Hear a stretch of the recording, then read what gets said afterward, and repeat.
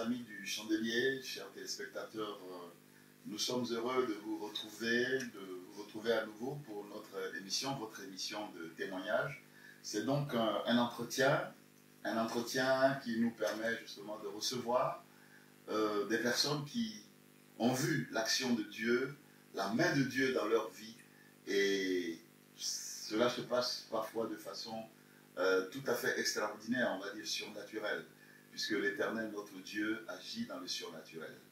Et aujourd'hui, je vais vous permettre d'entendre l'histoire de notre jeune frère Hippolyte Pazaï, qui a connu une expérience extraordinaire, parce que tout ce que l'Éternel Dieu fait est extraordinaire dans la vie des hommes. Parfois, nous vivons des choses ordinaires, mais le Seigneur est celui-là qui intervient au-delà même de ce que nous pouvons imaginer. Et pourquoi une émission de témoignage? Pourquoi témoigner? Le témoignage dans la Bible permet justement à celui qui a vu la main de Dieu, l'action de Dieu dans sa vie, d'aller porter l'évangile, d'aller porter la bonne nouvelle un peu à l'image des apôtres. Et cela sert justement à édifier, à affermir la foi de ceux qui écoutent le témoignage, que ce soit dans l'entourage, que ce soit dans la famille, que ce soit également à l'église, ou je veux dire d'une façon générale, que ce soit dans tout le corps de Christ. Et c'est pourquoi nous avons le plaisir de recevoir aujourd'hui sur cette antenne notre jeune frère Hippolyte Pazaï. Hippolyte, bonsoir. Bonsoir.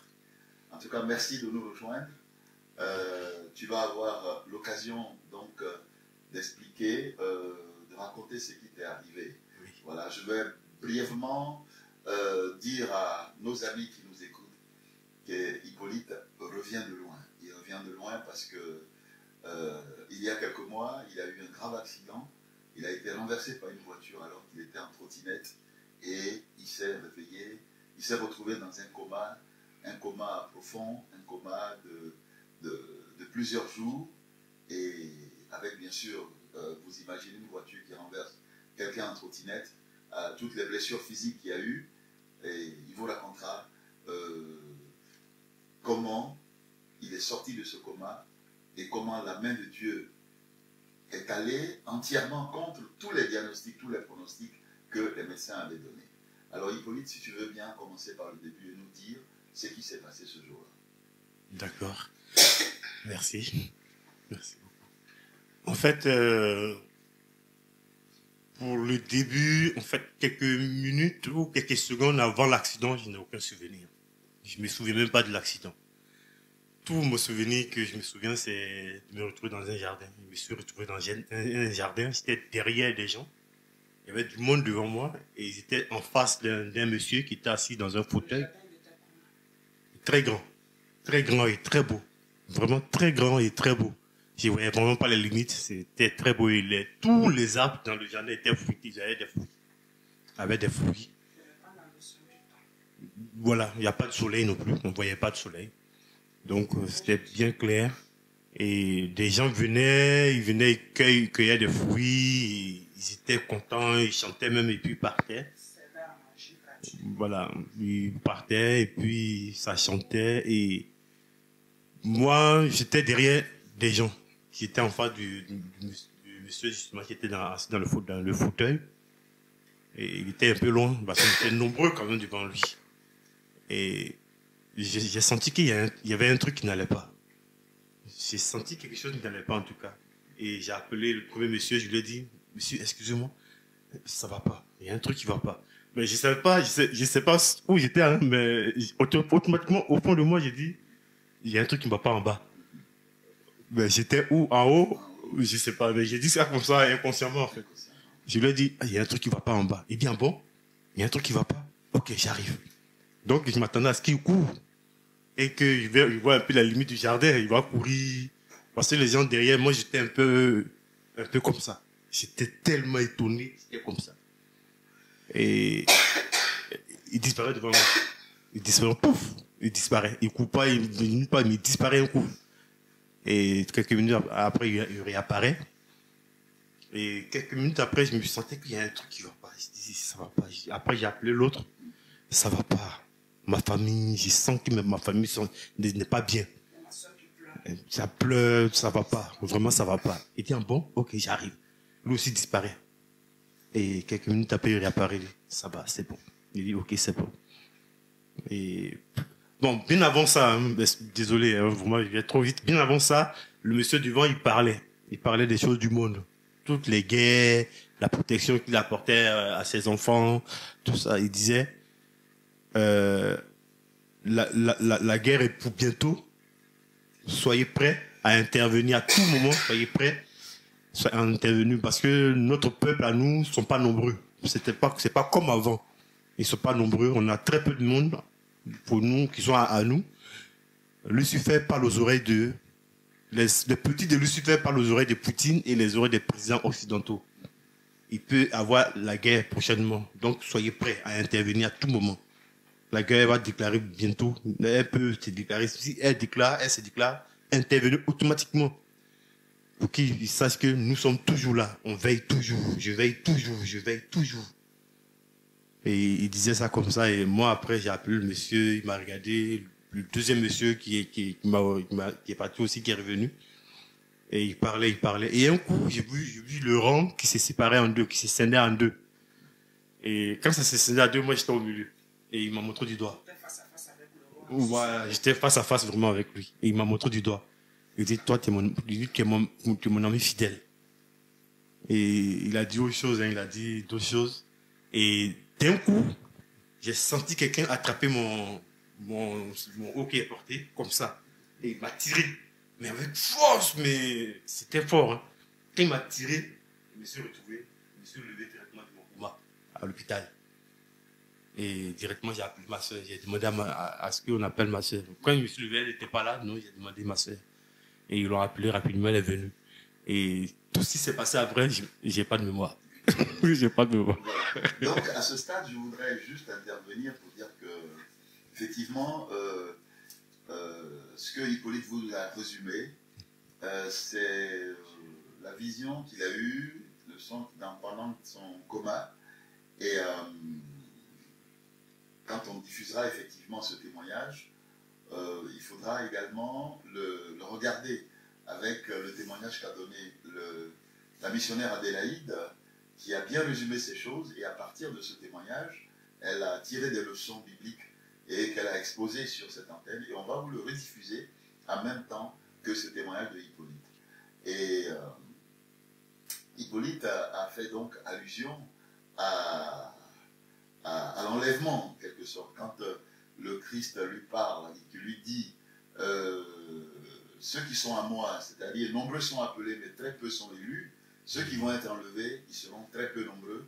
Et l'enlèvement va effectivement avoir lieu, et il a donc demandé à Hippolyte de porter ce message à ceux qui sont restés, quand il a dit ceux qui sont restés en bas, ceux qui sont restés sur terre.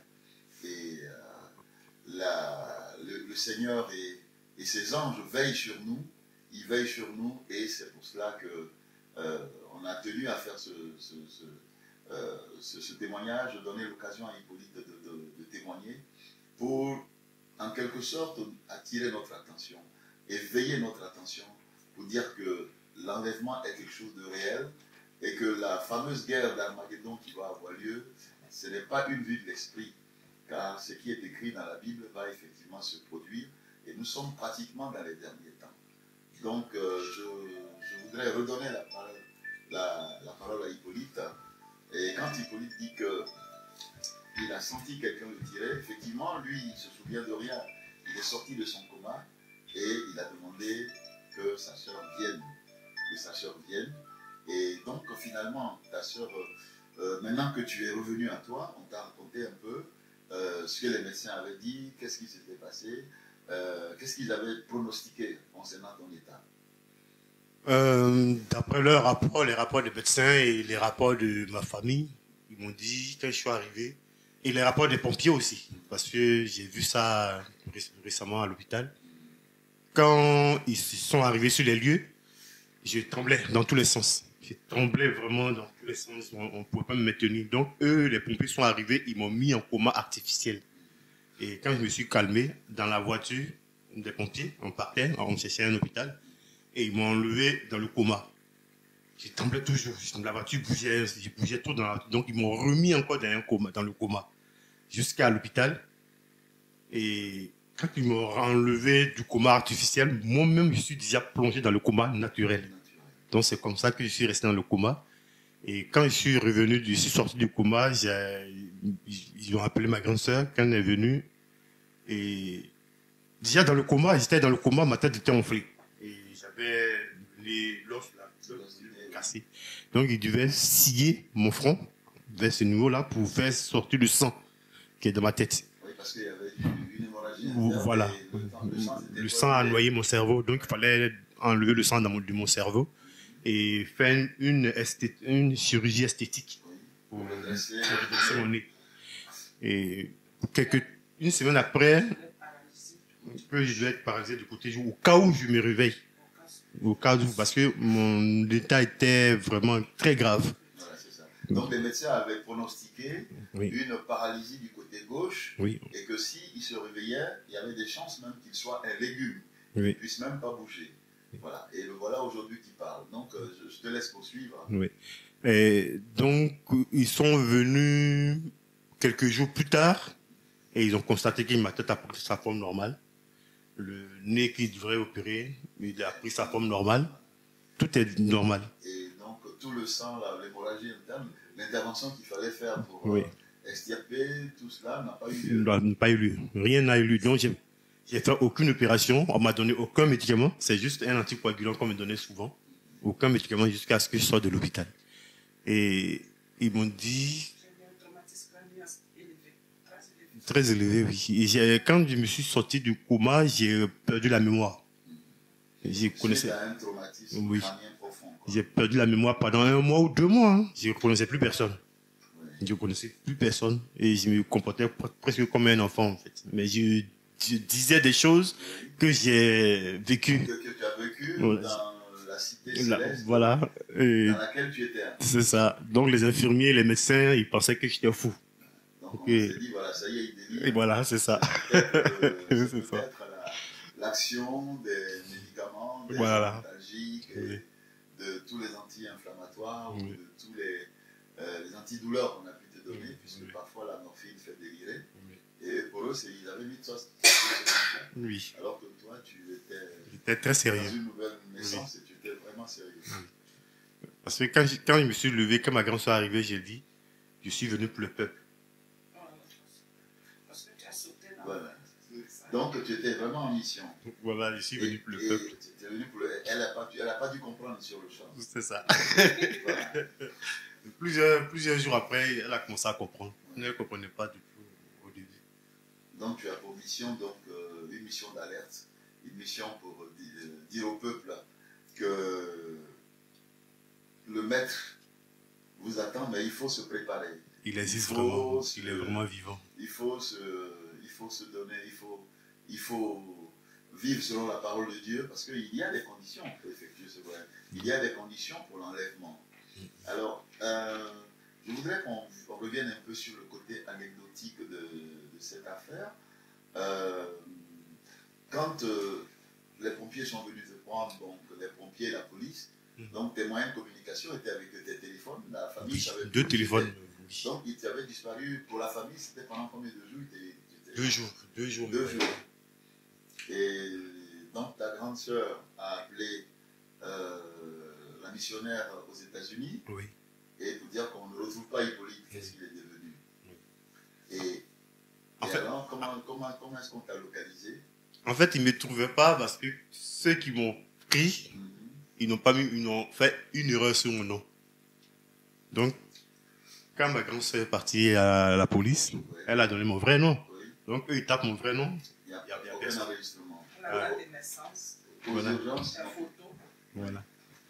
Donc, il y a eu une erreur sur mon nom. C'est 2 jours plus tard qu'ils se sont rappelés et ils ont appelé ma grande sœur et dit « Ah, on a fait une erreur sur mon nom. Il est à l'hôpital Bicêtre. » Et c'est là qu'ils sont tous... Non, Bicêtre, il y a Bicêtre et il y a Crémen Bicêtre. C'est différent. Voilà. Donc pour eux, il fallait préparer la famille, oui. Parce qu'il n'y avait plus rien à faire. Oui. Il n'y avait plus rien à faire. Et donc, ce qui s'est passé, c'est un peu par la prière que tu es sorti du coma. Oui. Et ta grande sœur a donc pris son téléphone à elle. Oui. Et qu'est-ce qu'elle a fait en ce moment-là? Elle a appelé notre tante. Oui. Et elle a posé son téléphone sur mon oreille et elle a prié beaucoup. Elle a beaucoup prié. Il y avait une Bible avec toi. Oui. Qui donnait à toucher les Oui. Et elle a prié en leur donnant justement Oui. à la mort de s'en aller, C'est ça. que tu sortes du coma. C'est ça, oui. Au nom de Jésus. Oui. Et donc, dans ce coma, tu as entendu une prière, tu as entendu le nom de Jésus, et c'est tout cela qui a contribué justement à te sortir de là, Oui. puisque on dit que Jésus nous guérit en Oui. son nom, et que par ses meurtrissures, nous sommes guéris. Oui. Et à ce moment-là, il a pris tes meurtrissures sur lui-même, Oui. et tu es revenu, c'est peut-être tout cela que tu as vécu là-haut. Oui. Et on t'a dit, le moment n'est pas venu, il faut aller en mission pour le plan. C'est C'est ça. comme ça que tu t'es C'est ça. réveillé. C'est ça, oui. C'est ça. Donc, quand je suis réveillé, j'ai commencé à chercher le jardin. Alors, le fameux jardin, venons-en.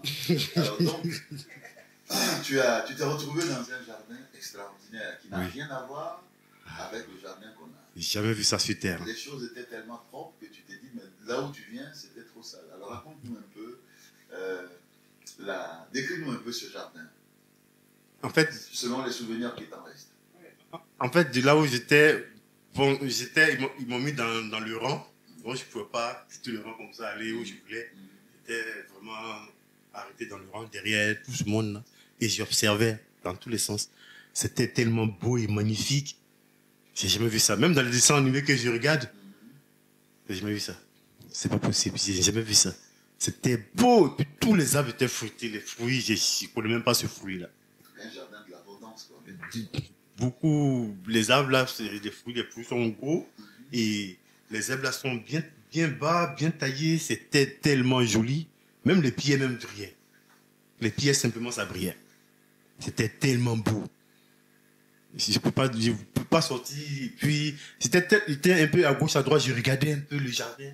Donc ça fait que ce qu'il disait, je loupais souvent ce qu'il disait parce que j'étais tellement à fond. Où est-ce que je suis? Voilà. C'est joli. Donc je voyais des gens venir avec des paniers, des femmes et des hommes. Et puis ils cueillaient les fruits, ils mettaient. Puis ils partaient, ils chantaient, ils étaient contents. Mais je ne sais pas où ils allaient. En tout cas, je n'ai pas eu une seule maison, mais ils venaient tous de la même direction, ils partaient tous dans la même direction, ils partaient. C'était tellement beau, c'était trop beau. Donc, quand je me suis réveillé, un jour, 2 jours après, je suis sorti complètement de l'hôpital. J'étais au moins 2, hein. Je suis sorti du moins 2, je suis sorti complètement de l'hôpital. Dans la ville même, j'ai commencé à chercher le jardin. Et j'ai cherché, j'ai pas trouvé. Et ce qui est extraordinaire, c'est que le personnel hospitalier ne t'a pas vu sortir. Ils ne m'ont pas vu sortir. Et tu t'es débranché, tu as enlevé tout son Tout, moi, je me suis débranché. J'ai enlevé le tuyau, tout ça, les machines de mon rein, les machines de ma respiration. Tout, j'ai tout débranché. Et je suis sorti.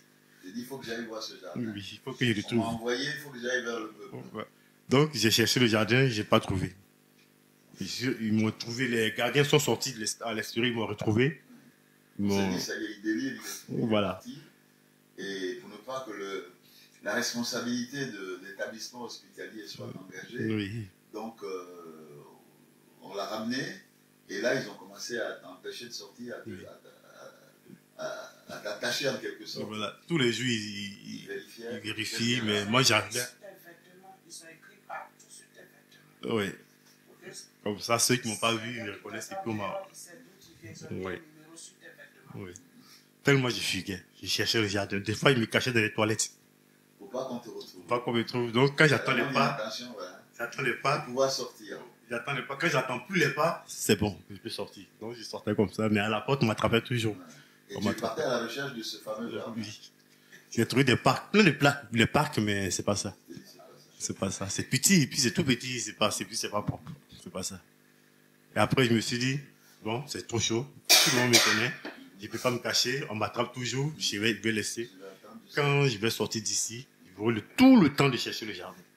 C'est ce que je me suis dit, et puis je me suis calmé. C'est comme ça. Et même quand je suis sorti, même, je réalise que ce jardin-là, non, il n'existe pas sur non, Terre. ce que j'ai dans la tête, hein, ce que je vois même à la télévision, non, ça n'existe pas. C'est pas pareil. C'est pas pareil. C'est pas pareil. Et aujourd'hui, comment tu te réinsères, je dirais, dans la vie normale? Tu as pu reprendre une activité. Au début, c'était un peu dur parce que je me suis habitué à être auprès de ma famille. Maintenant qu'il faut, le travail doit commencer, je me suis détaché, mais me détacher, c'était très difficile. C'était très difficile de me retrouver seul, en fait. C'était difficile, mais après, je me suis retrouvé seul. Et petit à petit, j'ai pris mes marques. J'ai pris mes marques, j'ai commencé à travailler. Je travaille, je reviens, je vais au travail, je me suis habitué complètement. J'ai fait d'autres tests avec les médecins et tout, ça va. Aujourd'hui, ça va. Franchement, grâce à Dieu, ça va.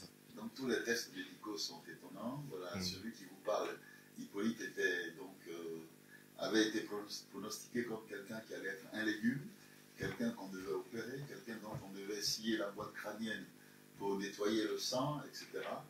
Et vous le voyez, on a l'impression qu'il sort juste d'une promenade de santé, qu'il sort d'une salle de sport, et il vous parle. Il vous parle de la part du Seigneur.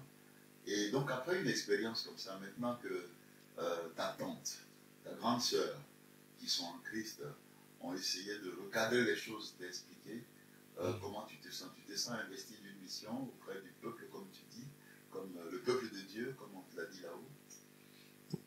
Un peu, en quelque sorte, oui. En fait, je me dis, moi personnellement, hein, c'est parce que Dieu a dit ça, c'est moi personnellement. Je me dis que pour m'investir totalement dans cette mission, il faut que j'apprenne sa parole, ça, la Bible. Je connaisse toute la Bible de A à Z. Parce que le dehors est dangereux. Ceux qui viendront pour poser des questions pour savoir, ils mettront des idées, c'est dit non, allons le piéger. Et toute question qu'ils vont poser pour te piéger, il faut que la réponse sorte de la Bible, de la parole de Dieu. Donc tout est lié autour de la parole de Dieu. Je veux connaître absolument la parole de Dieu. Pour que demain je puisse, avec autorité, avec foi, avec vérité, me mettre devant des gens et parler. Comme ça, au moins, s'il y a une question qui sort, j'ai la réponse. Parce que j'ai le testament de Dieu. Je connais le testament de Dieu. Je connais sa vie. Tout est écrit dans la Bible. Et avec son aide aussi, ça pourrait aller. C'est pour ça, d'abord, je vais apprendre la Bible. Donc, actuellement, je suis en train d'apprendre la Bible. Je me suis mis dessus. Je vais apprendre la Bible. Genèse à Apocalypse, au moins, jusqu'à ce que j'apprenne vraiment la Bible. Après, avec ça, avec l'aide de Dieu, la prière aussi. Il faut aussi la prière, parce qu'avant, je ne savais pas prier. Je suis à fond dans la prière. Avec la prière, Dieu m'aidera. Il va m'aider forcé. Puisque c'est de lui que je vais parler, donc faut obligé, il va m'aider. C'est cette mission-là que je me suis donnée. Et avec l'aide, Dieu viendra aussi à mon secours. Parce que je sais qu'il m'a parlé, il sait qu'il m'a donné un truc à faire et je le ferai. Et en cours de route, il me dira ce qu'il faut faire. Mais il faut d'abord que je commence d'abord. Par rapport à ce que j'ai vu. Parce que je suis bien placé pour ce qu'il a vu. Hein. Et j'ai envie de repartir là-bas. J'ai tellement envie de repartir là-bas qu'il faut me battre ici pour Dieu pour repartir là-bas. Et c'est ce que je suis en train de faire. Je suis en train de faire. C'est ça. Voilà, Hippolyte, donc, il se sent investi d'une mission divine que le Seigneur lui a confiée. Et tout ce qu'il vient de dire, c'est tout à fait extraordinaire parce que c'est aussi ce que le Seigneur disait à ses apôtres.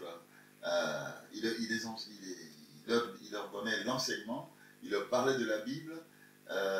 Et également, quand on regarde les écrits de Paul, aux différentes églises qu'il a écrites, il a exhorté tous les enfants de Dieu, le corps de Christ, à se nourrir de la parole de Dieu.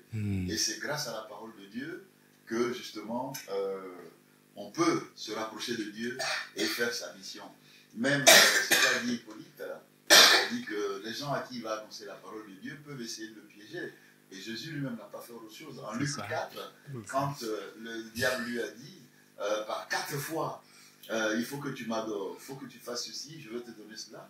Par 4 fois, Jésus lui a dit, il est écrit que l'homme ne se nourrira pas que de pain et d'eau, mais de toute parole qui sort de Dieu. Et il a fini par lui dire, arrière de moi Satan, etc. Oui. Donc, chaque fois, Jésus s'est plongé dans la Bible pour pouvoir répondre à tous ceux qui voulaient le piéger. Oui. Donc, tu as tout à fait raison. C'est une sagesse certainement qui t'a été communiquée sans que tu t'en rendes compte, que tout part de la Bible. Oui. Et il faut que tu te laisses enseigner, tu te laisses convaincre par ce qui est dans la Bible et que tu t'appropries la parole de Dieu. Oui. Et ce qu'il dit là, ça s'adresse à chacun de nous. Oui. Nous, chrétiens anciens ou nouveaux, c'est un rappel pour que nous nous attachions davantage à la Bible, que nous retournions à la Bible. La conversion, c'est cela. Il faut aller au commencement. Le retour au commencement. Là, au commencement était la parole, dit la parole de Dieu. Oui. Et il faut retourner à la parole. Il faut retourner à la parole. Hippolyte est prêt à retourner à la parole. Et pour accomplir la mission qui lui a été confiée. Donc, on va finir cet entretien. Il y a beaucoup d'anecdotes sur lesquelles nous sommes passés. Mais je voudrais simplement dire que Dieu a montré encore une fois que c'est lui qui a le dernier mot. Et le but du témoignage, c'est cela. C'est de montrer comment l'action de Dieu, la main de Dieu, intervient dans la vie d'une personne pour qui, à vue humaine, il n'y avait plus rien à faire. C'est quand tout est fermé, quand tout semble fermé, que le Seigneur vient frayer un chemin. Les médecins avaient dit, c'est pas possible, ce monsieur il va pas vivre. Ou alors s'il vit, il sera comme un légume, il ne pourra rien faire. Vu la nature, l'étendue des blessures, la nature des traumatismes qu'il avait eus, et à vue humaine, on ne pouvait que lui prédire le pire. Mais voilà que Dieu a agi, on ne sait comment, aucune blessure, toutes les blessures physiques ont été résorbées, son visage a été restauré, l'os du nez a été restauré, aujourd'hui il retrouve la mémoire et l'usage de ses membres. On disait qu'il allait être paralysé du côté gauche, mais Hippolyte n'a aucune paralysie. La preuve, il a repris l'activité. Donc, frères et sœurs, voici la leçon que ce témoignage d'Hippolyte nous donne. La main de Dieu ne s'arrête pas. C'est là où la main des hommes s'arrête, que Dieu intervient. Et Dieu a toujours le dernier mot. Et il faut avoir la foi. Sa tante a eu la foi, elle a prié. Vous me direz les missionnaires. Sa grande sœur aussi. Elle a prié. Certes, elle a pleuré. Elle a été en détresse. Mais qui ne pleure pas? Même Jésus a pleuré.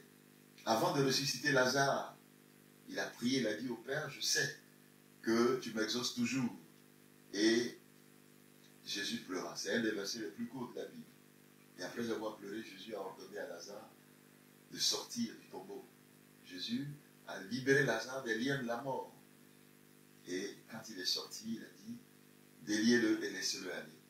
Hippolyte est sorti, il s'est délié tout seul, il a enlevé tout ce qui le paralysait, tous les câbles, tous les bandages qu'on lui avait mis à l'hôpital, il les a retirés tout seul. Et lui aussi, comme Lazare, il est allé. Et il est venu nous porter ce message.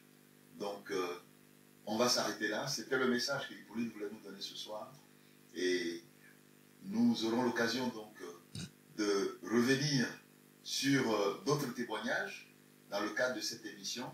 Mais je voudrais permettre à Hippolyte de vous dire un dernier mot, peut-être vous encourager à vous attacher à la parole de Dieu. Hippolyte, tes frères et sœurs t'écoutent. Tout ce que je peux vous dire, c'est Jésus-Christ existe. Il est bien là. Il est réel. Il est bien là. Et il veille toujours. Toujours, il veille. Quel que ce soit un petit moment ou un moment grave, il est toujours là. Il veille toujours. Faut y croire. Faut y croire. Et moi, j'y crois fort. Il n'y a pas quelqu'un... Personne ne peut venir me dire quoi que ce soit concernant... Non, je suis déjà à fond dedans parce que j'y crois fort. Moi, je ne croyais pas. Je n'allais même pas à l'église. Mais aujourd'hui, personne ne peut tirer ma main pour aller à l'église. Moi-même, là, j'y vais dire. Parce que je sais qu'il existe. Et la foi, Dieu existe. Il est réel. Le paradis qu'il a dit qu'il allait faire pour que ses enfants viennent, la place qu'il allait tout faire, c'est là. Tout est prêt, tout est là. Tout est là, il y a de la place. Et c'est tellement vaste qu'il y a de la place. Il y a de la place. Croyez-en. Il ne faut pas que des gens vous mentent. Non, Dieu existe. Et Jésus-Christ existe. Il existe. Il y a une autre fille après ça. Voilà donc le message que Hippolyte nous donne. Il faut avoir la foi. Il faut croire en Dieu. Jésus-Christ existe. Le paradis qu'il nous a promis existe. Il avait dit, je vais auprès du Père vous préparer une place. Hippolyte a vu cette place et il est convaincu qu'il faut que nous soyons nombreux à y aller. Dieu existe, il faut y croire, il faut avoir la foi. Voilà le message sur lequel Hippolyte nous invite à nous quitter ce soir. Et nous vous disons merci encore de votre fidélité sur notre chaîne Chandelier Média TV. La CMTV donc vous donne rendez-vous pour d'autres témoignages aussi poignants que vivants, pour que vous vous rendiez compte à quel point la main de Dieu et l'action de Dieu opèrent dans nos vies respectives. Que Dieu nous bénisse. Amen. Amen.